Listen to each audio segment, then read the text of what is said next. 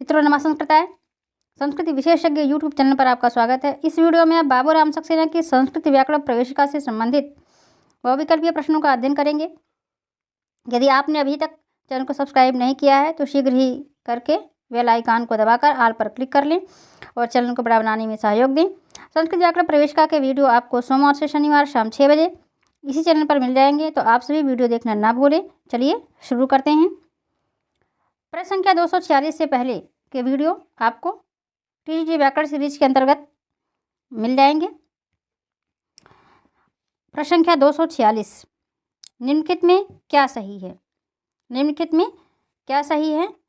ये सभी जो क्वेश्चन जा रहे हैं ये बाबूराम सक्सेना की मूल पुस्तक जो विसर्ग संधि की उसमें है आपका, तो विसर्ग संधि से संबंधित है। और सबसे पहले तो इसका जो मूल पुस्तक का वीडियो आपको उपलब्ध कराया गया है बाबूराम सक्सेना की विसर्ग संधि के अंतर्गत जो है आपको वीडियो दे दिया गया है, तो आप ज़रूर देखें। इसलिए कि जब तक आप मूल को जानेंगे नहीं तब तक आप इसमें भी नहीं समझ पाएंगे बहुविकल्पी को। और भी बहुत से महत्वपूर्ण वीडियो आपको वहाँ नीचे डिस्क्रिप्शन बॉक्स में उनका लिंक दे दिया गया है, तो आप डिस्क्रिप्शन बॉक्स ज़रूर चेक कर लें, वहाँ आपको बहुत महत्वपूर्ण वीडियो मिलेंगे। आगे बढ़ते हैं। प्रश्न संख्या 246, निम्नलिखित में क्या सही है? तो पहला ऑप्शन है मित्रों दुष्करोति या दुहि करोति, त्रस खादति या त्रह खादति, चतुष्कपालः उपर्युक्त सभी। 4 ऑप्शन है। तो दुष्करोति या दुहि करोति भी सही है, त्रस खादति या त्रह खादति भी सही है, चतुष्कपालः भी सही है। तो आपका सही ऑप्शन, सही उत्तर जो है वो उपर्युक्त सभी है। अब देखना ये है कि दुष्करोति या दुहि करोति कैसे हुआ और त्रस खादति कैसे हुआ, चतुष्कपालः कैसे हुआ। तो पहले इसमें एक नियम आता है आपका दुष्य त्रिश चतुरिति कृत्तो अर्थे, दुष्य त्रिश चतुरिति कृत्तो अर्थे। अब ये बताता है दुष्य त्रिश चतुरिति कृत्तो अर्थे जो है वो ये बताता है आपको कि यदि क्रियाभ्यावृत्ति अर्थात वाचक जो शब्द हैं क्रियाभ्यावृत्ति अनेक बार जो वाचक शब्द जैसे द्वि त्रि चतुर, चतुर माने 4, त्रि माने 3, द्वि माने 2, तो ऐसे जो क्रिया विशेषण अवयव के बाद क ख प फ आए तो विसर्ग के स्थान में विकल्प से जो है विकल्प से शा हो जाता है, दुष्य त्रिश चतुरिति कृत्तो अर्थे। तो ये जो क्रियाभ्यावृत्ति है ऐसे जो वाचक शब्द द्वि हैं, त्रि हैं, चतुर हैं, तो क्रिया विशेषण अवयव के साथ क ख प फ आए तो विसर्ग के स्थान में विकल्प से शा हो जाता है। जैसे दुहि करोति और तब दुहि धन करोति, अब ये दुष्करोति बना, अब दुष्करोति से सकार का शकार हो करके यहाँ जो है दुष्करोति हो गया। तो अब चूँकि ये यहाँ जो है आपका विकल्प है तो विकल्प होने की वजह से ये रूप भी आपको प्राप्त होता है और ये रूप भी प्राप्त होता है। तो ये बात क्लियर हो गई। तो यह आपका जो संधि विच्छेद होगा इसका द्विधन करोति, इसी तरह इसका संधि विच्छेद हो गया तो आप विकल्प के जो है पक्ष में द्विकरोति रूप भी बनता है और दुष्करोति भी बनता है। इस जो है नियम से दुष्य चतुरिति कृत्तो अर्थे से जो है आपका ये शत विधान करता है, शकार हो जाता है। तो ये आपका क्लियर हो गया। यही चीज़ त्रिश खादति में भी यही आया, त्रय खादति या त्रिश खादति। अब ये चतुष्कपालः को देखते हैं। चतुष्कपालः जो है इसके लिए आपका एक जो कसकादिशु वार्तिक लगा है, कसकादिशु चा जो वार्तिक लगा है, इस वार्तिक से ये हो गया है चतुर्धन कपालः। इसका जो बनेगा आपका संधि विच्छेद बनेगा, ये बनेगा चतुर्धन कपालः, चतुष्कपालः के लिए। और इसके बाद चतुष्कपालः जो है अब ये चतुष्कपालः नहीं बनेगा, इसका ये रूप आपको नहीं प्राप्त होगा, ये रूप आपको नहीं प्राप्त होगा। क्यों? क्योंकि ये जो है 4 जो है कपालों से बना हुआ, अर्थात यहाँ जो चतुः शब्द है ये क्रिया विशेषण अव्यय नहीं है। ऊपर के जो आपको मिले हैं वहाँ द्वि है और जो त्रिह थे वो क्या थे? क्रिया विशेषण अव्यय के साथ में थे, परंतु यहाँ ये क्रिया विशेषण अव्यय नहीं है और यहाँ कसकादिशु च इस वार्तिक से जो है नित्य शत्व ही होता है। अर्थात यहाँ आपको ये दूसरा जो रूप विकल्प वाला मिला है ये रूप आपका नहीं मिलेगा। तो ये इसका जो विच्छेद है वो चतुष्कपालः है, परंतु आपको इसका ये रूप कभी प्राप्त नहीं होगा। ये रूप आपका जो है जो कपालः रूप है ये जो है रांग है, ये रूप आपका रंग है और आपका ये चतुष्कपालः रूप ही सही है। तो दुष्करोति भी सही है, दुष्करोति भी सही है, त्रस्खादति भी सही है, त्रहखादति भी सही है, ये भी सही है, ये भी सही है और ये भी सही है। तो ध्यान दीजिएंगे आप, यहाँ की चतुष्कपालः गलत है, चतुष्कपालः सही है कशकादिषु च वार्तिक से। और द्विह करोति या द्विह करोति, दुष्करोति या द्विह करोति, त्रिष्खादति या त्रिह खादति, ये सही आपका हो रहा है। दुष् त्रिश चतुरिति कृतो अर्थे, दुष् त्रिश चतुरिति कृतो अर्थे, इस नियम से आपका ये जो है सही हो रहा है। तो कई क्वेश्चन आपके यहाँ तैयार हो रहे हैं। पहला क्वेश्चन तो आपका ये तैयार हो रहा है कि दुष्करोति का रूप सही है, दूसरा क्वेश्चन ये हो रहा है कि द्विकरोति भी सही है, और तीसरे नंबर पर आपका ये क्वेश्चन तैयार हो रहा है कि चतुष्कपालः सही है और चतुष्कपालः गलत है। और इसके आपको वार्तिक भी हमने बता दिए, वो कशकादिषु वार्तिक से ये चतुष्कपालः जो बना है। और अगला है कि द्विह त्रिह चतुरिति कृतो अर्थे। तो कई क्वेश्चन यहाँ आपके तैयार हो रहे हैं और आप विसर्ग संधि का वीडियो जरूर देखें, इसलिए कि वहाँ आपको डिटेल से सारी जानकारी दे दी गई है। इसलिए आपका ये उपयुक्त सभी का जो ऑप्शन है, तो ये सबसे सही उत्तर आपका है उपयुक्त सभी। उपयुक्त सभी के ऑप्शन में आपके सारे सही हैं। आगे बढ़ते हैं प्रश्न संख्या 247 की तरफ। प्रश्न संख्या 247,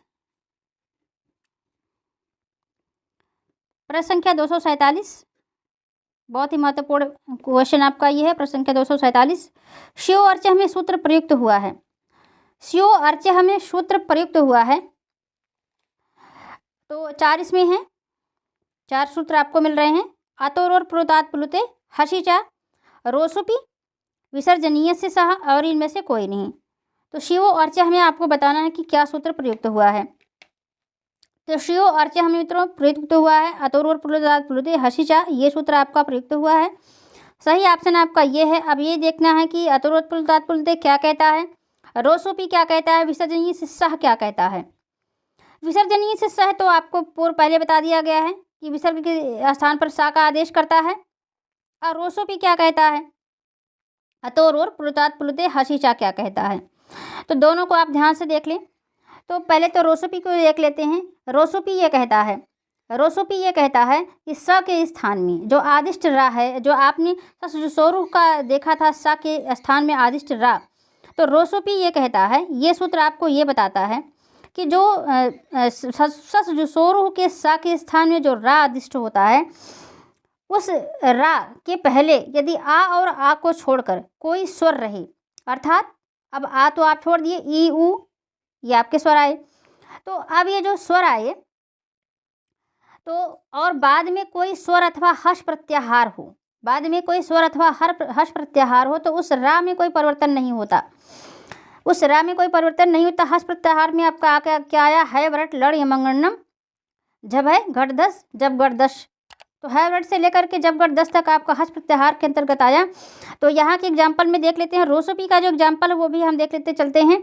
जैसे अलिरयम अलियम भानुरुतेति श्रेषा वगैरह जो आते हैं वो रोसोपी में आते हैं। अब हम आपको बताते हैं कि अतोरोत प्लुतात प्लुते हसीचा क्या कहता है। अतोरोत प्लुतात प्लुते हसीचा जो आपके यहाँ से संबंधित है, शिव अर्चः में जो सूत्र प्रयुक्त हुआ है वो अतोरोर प्लुतात प्लुते हसीचा है। और यहाँ हमको ये देखना है कि कैसे ये संबंधित है। तो ये आपका जो है आता है कि स के स्थान में जो आदिष्ट रा है, अब ये क्या कहता है कि स के स्थान में जो आदिष्ट रा है, अब यहाँ आदिष्ट रा क्या है, ससजुषोरुह का जो रा आपको प्राप्त हुआ है, ससजुषोरुह का जो आपको रा प्राप्त हुआ, जो उसमें फिर सा आया, फिर सा से वो रा बना, तो जो है इसके बाद ये है कि पूर्व यदि हरस्व आए और बाद को हरस्व आ, मतलब इसके पहले भी हरस्व आए और बाद में भी आए। जैसे ये जो शिवो अर्चः है, इसका जो आप संधि विच्छेद करेंगे तो ये आपका हो जाएगा शिवस और धन अर्चः। तो अब जब आप शिव से अर्चः में आएंगे, शिव से अर्चः, तो ये जो आपका सकार मिला था जो सस जुसोरुह था, अब ये सस जुसोरुह से आ करके क्या मिला था आपका, सस जुसोरुह से ये आपका रा हो गया। जो ये शिवस शब्द था आपका, ये आपका हो गया शिवर। ये जो शिवस शब्द आया था ये रा में परिवर्तित होकर के तो शिवर आया, और शिवर अर्चः आपको ये रूप मिला, शिवर अर्चः। अब जो शिवर अर्चः आपको मिला, अब इसके स्थान पर आपका उ हो गया, शिव और उ अर्चः। इस रा के स्थान पर ये सूत्र क्या कहता है, अतोरोत पुलतात पुलते। तो जो आपका ये पूर्व ह्रस्व आ है और बाद का जो ह्रस्व आ है, तो यहाँ भी जो आ का आकार है, अर्थात जो आ का आकार है, इस सा के पूर्व आपको मिलना था। तो जो वा का है आपके पास आकार और ये आकार है, वा का आकार और ये आकार, ये दोनों आकार मिल करके यानी शिव के वा का आकार और अर्चः के आ का जो आकार है, शिव के वा का आकार और अर्चः के आ का जो वो आकार है, तो उस वा की जगह पर आपको उ आदेश हो जाता है। जब आपका उ आदेश हो गया तो अर्चः का उ, अर्चः का आ और उसका उ, अर्चः का आ और शिव का जो उ है, आपके जो रा की जगह पर उ आदेश हुआ, तो आपको यहाँ से मिल रहे हैं शब्द शिव और उ और आ। अब ऐसी स्थिति में यह गुण संधि हो करके शिवो धन अर्चः आपको प्राप्त हुआ। ये आपको प्राप्त हुआ शिवो अर्चः, शिवो और धन अर्चः। अब ऐसी स्थिति में शिवो अर्चः से आपको जब ये प्राप्त हुआ, तो शिवो अर्चः के बाद आपको शिवो अर्चः रूप प्राप्त हुआ। ये आपका बनते बनाते यहाँ तक आया शिवो अर्चः, ये पूर्व रूप हो करके शिवो अर्चः का रूप बना। तो ये अतोरोर पुलतात पुलते आया और फिर इधर आपका गुण संधि यहाँ आया, वा जो ओ की मात्रा लगी इसके लिए गुण संधि आदेश हुआ, और इसके बाद और यहाँ अर्चः में आपका पूर्व रूप। तो ये 3 तरीके से 3 नियमों के बाद आपको शिव अर्चः में सूत्र आपको मिला, अतोरोर पुलतात पुलते, और इसके बाद बीच में गुण भी आया है और इसके बाद आपका पूर्व रूप आया है। तो इसी तरह आपके रामू अस्थि मिलते हैं, सोप मिलता है, एशो बरबीत मिलता है। तो ये आपका अतोरोर पुलतात पुलते क्लियर हो गया। आपका सूत्र प्रयुक्त है अतोरोर पुलतात पुलते हसीचा। आगे बढ़ते हैं प्रश्न संख्या 248 की तरफ। प्रश्न संख्या 248, वीडियो को लाइक करें, शेयर करें, अपने सुझाव कमेंट बॉक्स में दें। प्रश्न संख्या 248 में कहता है कि भगो नमस्ते में सूत्र प्रयुक्त हुआ है, भगो नमस्ते।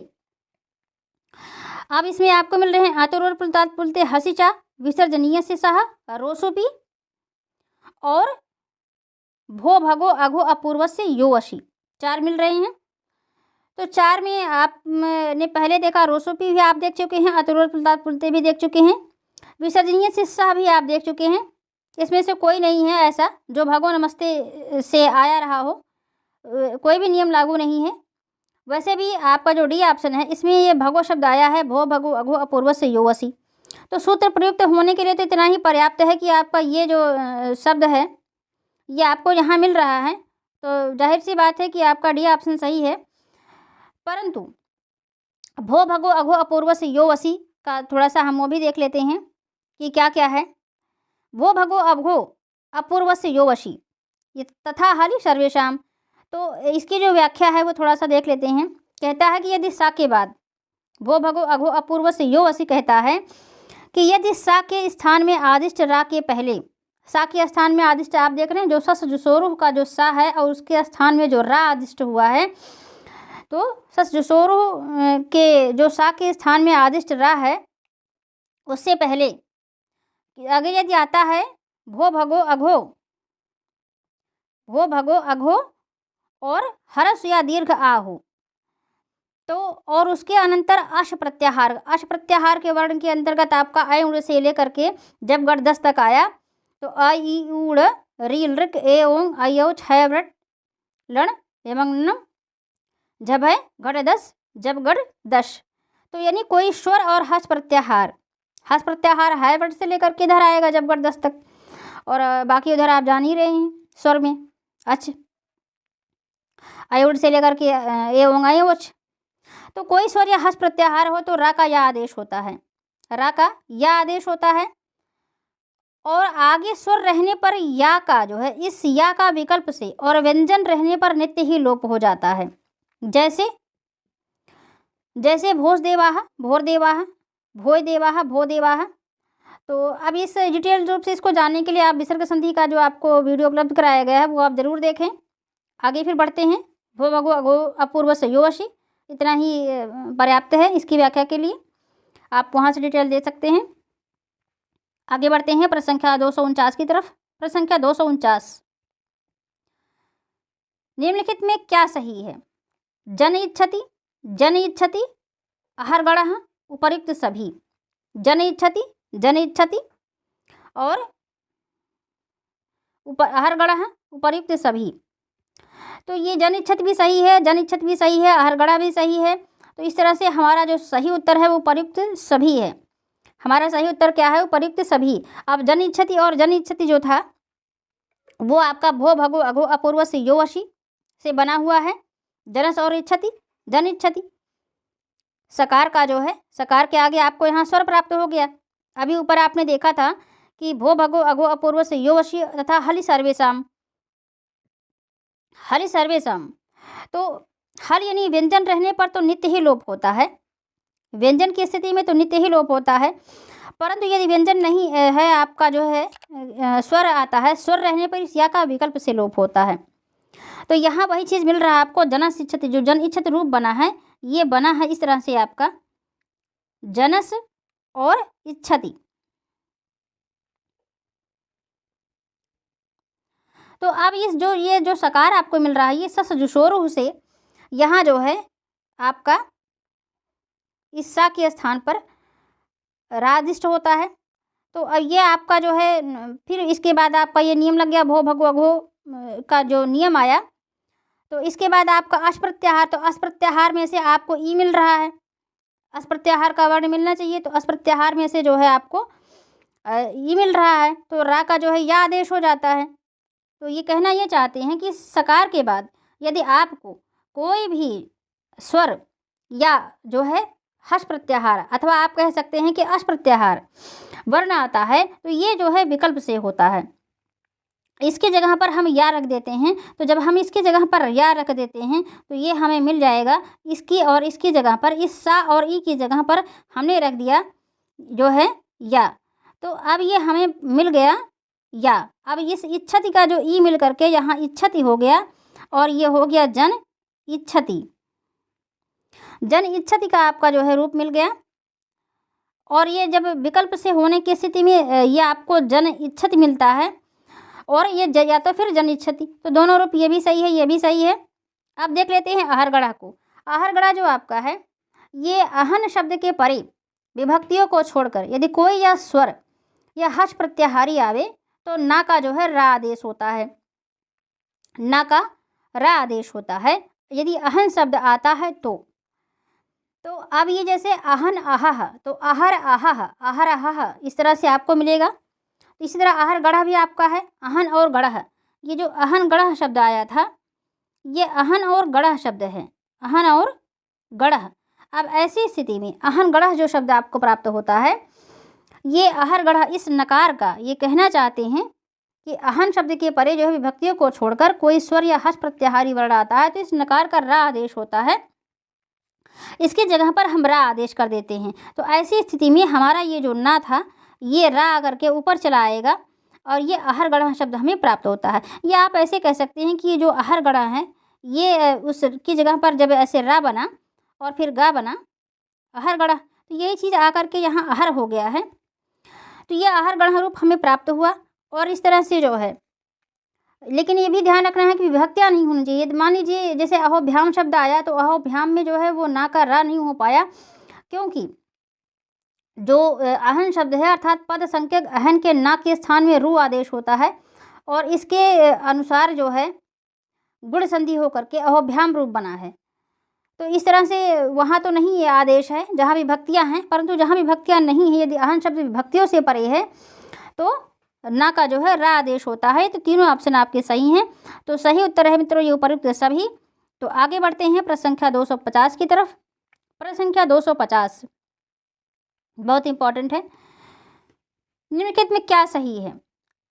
4 ऑप्शन है, भानु रुदेति, भानु रुदेति, हरि रम्य और एष विष्णु और उपर्युक्त सभी। भानु रुदेति, हरि रम्य, एष विष्णु। तो ये चारों ऑप्शन सही हैं आपके।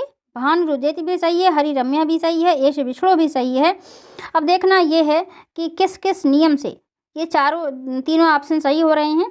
तो सही ऑप्शन हमारा मिल रहा है उपरोक्त सभी, यानी सभी जो तीनों आपके शब्द मिल रहे हैं, तीनों शब्द सही हैं। अब थोड़ा सा हम देख लेते हैं कि कैसे कैसे सही हो रहे हैं। भानुरुदेति, अब भानुरुदेति जो शब्द आपका बना था,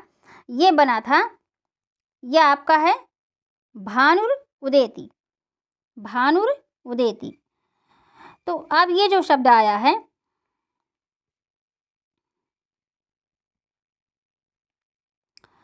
अब ऐसी स्थिति में यहाँ जो है आपका रोसोपी लगा है।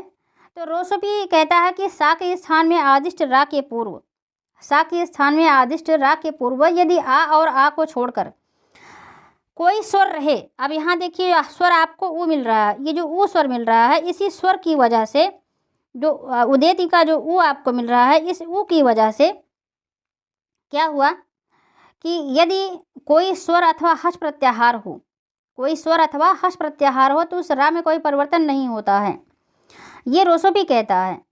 तो सा के स्थान में जो रा के पूर्व आपका आ आया तो भानु उदेति, तो इस तरह से जो ऊ आया है तो उसमें जो है कोई परिवर्तन नहीं हुआ है। तो इस तरह से भानुरुदेति हो गया। और ये आपका ये हरिरम्य है, हरिरम्य, तो हरिरम्य के लिए हमें देखना है अगला सूत्र आपका इसमें लगा है रोरी ढ्रलोपे पूर्व से दीर्घो अड़ह। अब रोरी ढ्रलोपे पूर्व से दीर्घो अड़ह ये कहता है कि रा के बाद यदि रा आवे, जैसे हरि में हरि का रा भी है और यहाँ भी रा है, हरि रम्य है।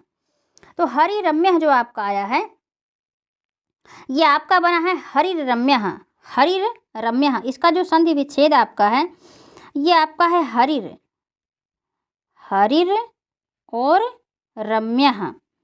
अब ऐसी स्थिति में ये जो रकार आपका है, इस रा के बाद फिर पुनः ये रा प्राप्त होता है।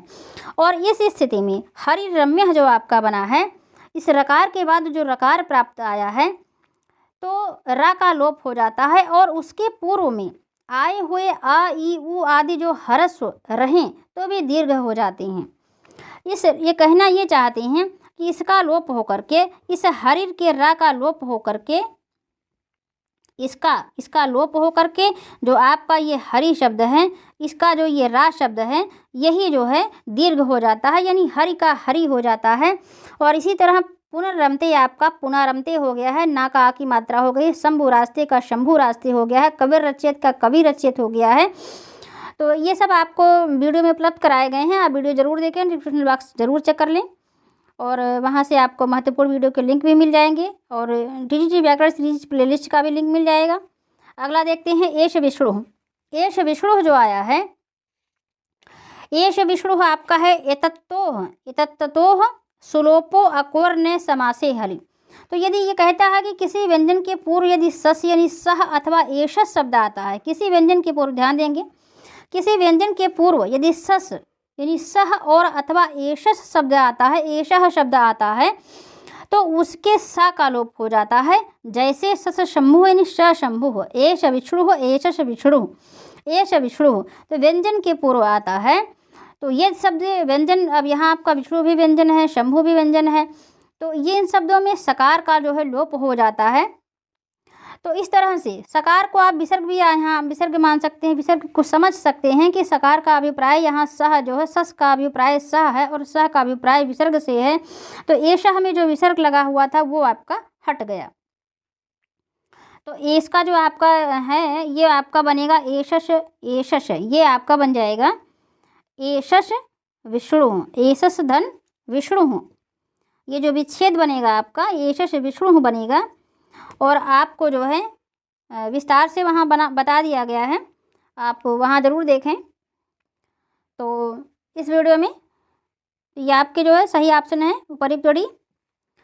तो इस वीडियो में इतना ही। वीडियो को जो है सभी वीडियो आपको क्रम से TGT संस्कृत व्याकरण की प्लेलिस्ट में मिल जाएंगे। चैनल को सब्सक्राइब अवश्य कर लें, क्योंकि इस चैनल पर आपको संस्कृत और हिंदी विषय से संबंधित वीडियोज़ मिलते रहेंगे। आप हमें सोशल मीडिया पर भी फॉलो कर सकते हैं, सभी के लिंक नीचे डिस्क्रिप्शन में दिए गए हैं। वीडियो को लाइक करें, शेयर करें, अपने सुझाव कमेंट बॉक्स में दें। वीडियो कैसा लगा ये अवश्य बताएं। चैनल को अधिक से अधिक संख्या में सब्सक्राइब करें। मिलते हैं अगले वीडियो में, तब तक के लिए मित्रों नमस्कार करता है।